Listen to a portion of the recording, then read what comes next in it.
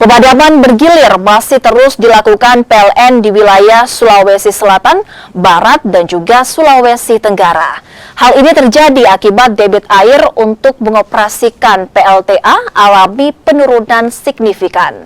Dampaknya, suplai listrik untuk beberapa daerah menurun, hingga terpaksa dilakukan pemadaman bergilir.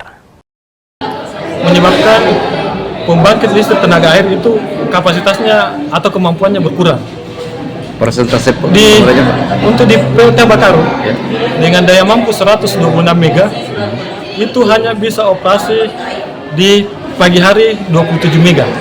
Jadi kita tampung sampai jam 5 sore. Jadi kita kan masuk interkoneksi Pak ya. Maksudnya interkoneksi itu mulai dari Sulawesi Barat sampai Sulawesi Selatan. Sulawesi Selatan itu sampai di Sorowako.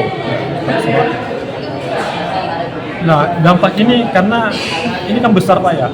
500 mega itu